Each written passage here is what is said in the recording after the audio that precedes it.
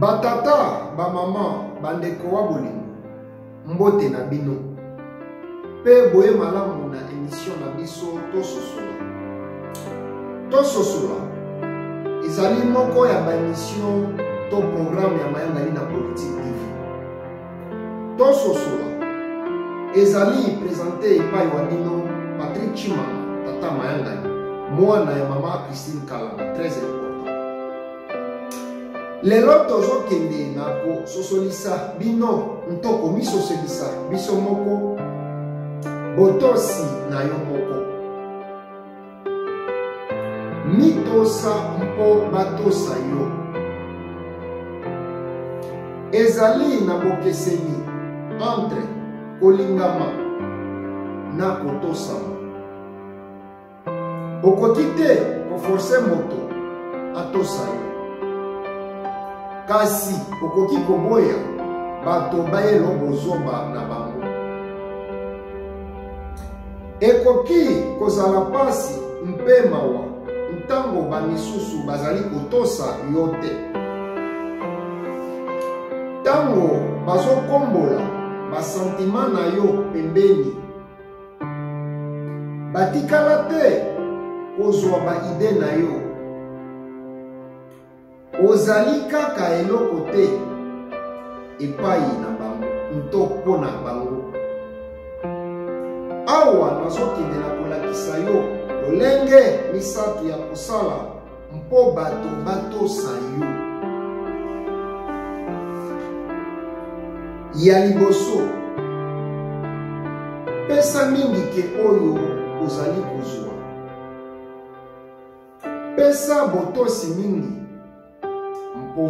batosa yo ntango ozopesa nto ozolakisa botosi mingi epai na yo moko mpe epai ya bato misusu mbala moko okosantiri yango na bomoi na yo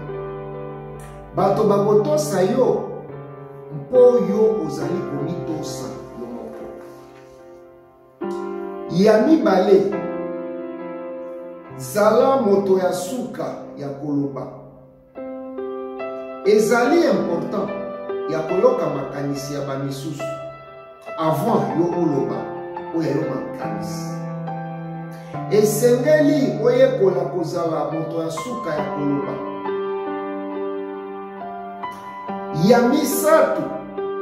tika baaktio na yo eloba mingi nto makasi na bisika ya maloba na yo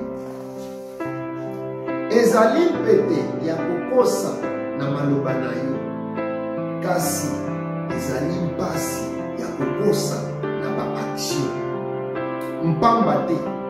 oyo yo ozosala na makasi nyonso ezali oyo ozali na posa na yango mpe yo ozali kondimela na yango kasi baaktio ezoloba makasi ke maloba kanisa eloko moko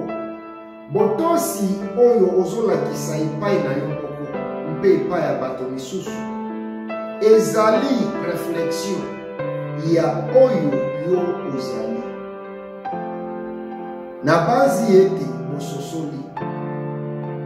nazali wa bino Patrick Chimanga tata mayangani mwana mama Christine Kalanga bobosana nango te très important mpe tomonani mbala ya nsima merci beaucoup mpe goodbye.